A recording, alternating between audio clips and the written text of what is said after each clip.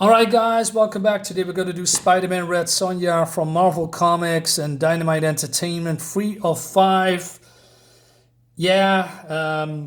Michael Turner cover, not the best.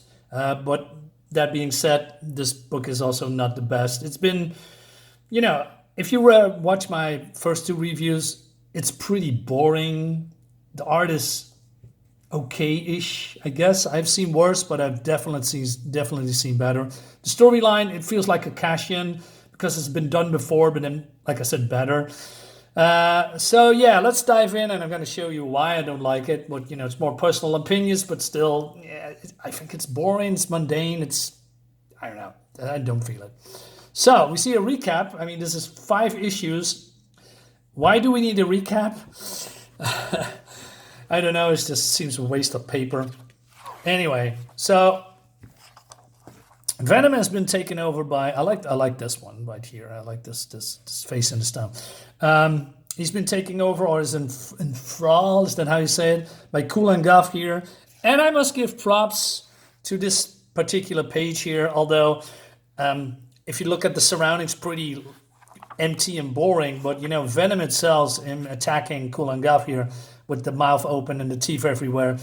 I think that looks cool. So probably the best page in this whole book.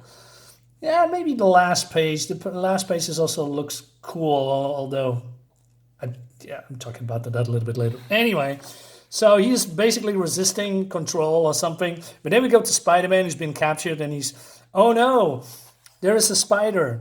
And Spider-Man is afraid of spiders, right? And people ask, why are you afraid of spiders, man spider or spider demon?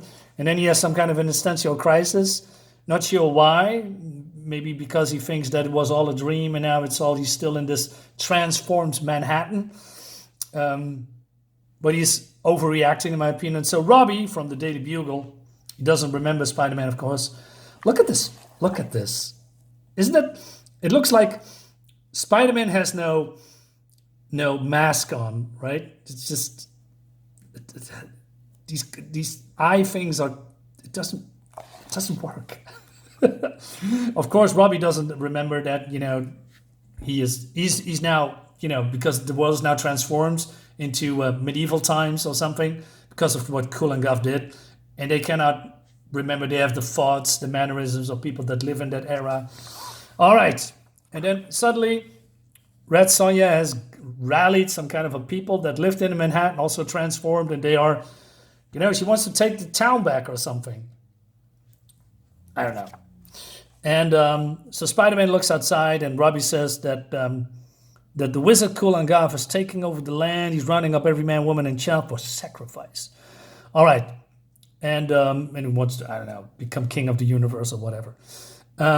So he says, hey, Robbie, do you remember how the city used to look? This is all the world I know, man, Spider. He says, no, it's Spider-Man. All right, so he says, now I have to figure it out to get us out of here. And then we have an explosion, right? But before we address that a little bit later, I mean, Spider-Man has the proportional strength of a spider. He is very, very, very, very, very strong. He could basically rip out this metal thing in here without breaking a sweat. So really weird because it's really weird that he says that. All right, and also his spider sense was not tingling because of the explosion happened. So what is up with that? It seems that who is the writer, by the way? Does he understand the source material? Michael Avon Oeming. I mean, he must have known, right?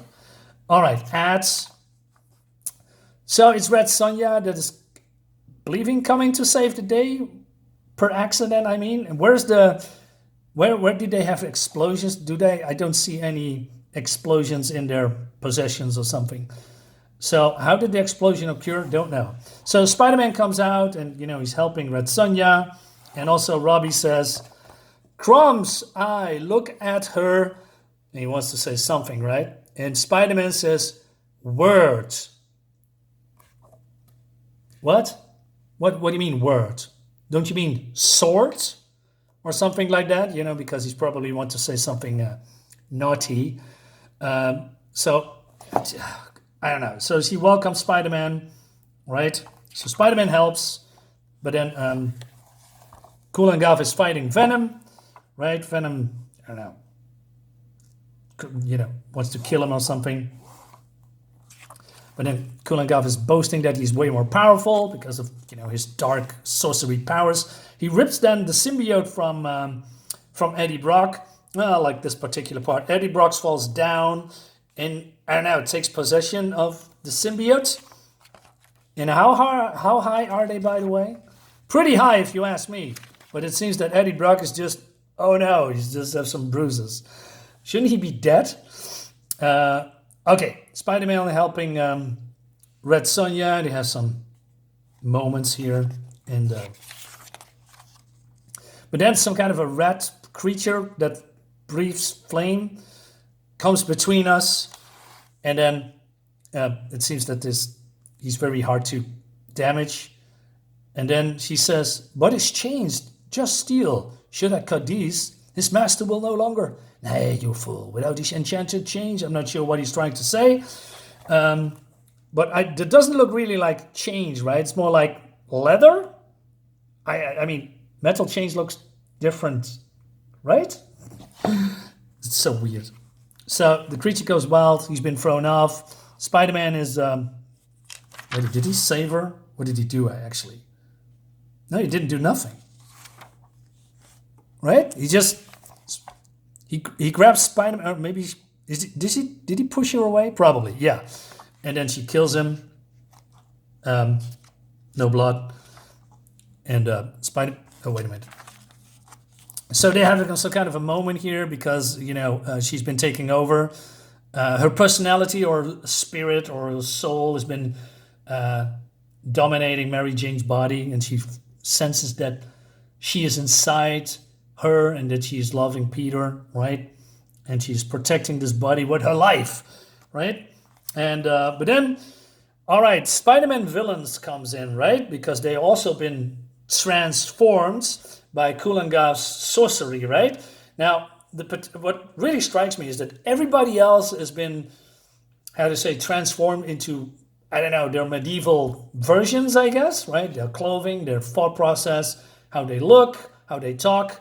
But somehow, Hobgoblin looks exactly the same, except that he is just riding a giant bat from hell. And then we have Scorpion here. It looks exactly the same, but he has scorpion claws for hands. And then we have the lizard here, who looks something like a reject from Jurassic Park. Why doesn't he look like a real scorpion or something like that, right? And why does the Hobgoblin look like Hobgoblin? It makes no sense. It feels half-baked, half-assed. And then we have this very impressive, boring scene that Kulan Gath just teleported in while J. Jonah Jameson does scribbling, his chronicles or something. And so this is now the first appearance. Haha. Yeah, well, I have to say that because people like to sell this comic, certain comics for, first appearance, and they ask a lot of prices for that because it's the first appearance, although you're never going to see that character again. So Kulan Gath has now given a new, incredibly uninspiring, uncreative, most boring name ever created, and they call him Kulan Venom. Oh my god. This is crap. This is crap.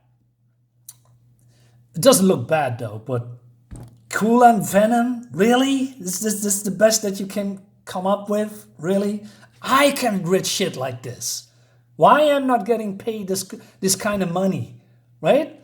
Jesus Christ. Okay. Anyway, I have nothing to add. This book is shit. The series is shit. In my opinion, maybe you like it. I don't. Like I said, if you want to read, Kulan Gath has done this before. There is a couple of Spider-Man.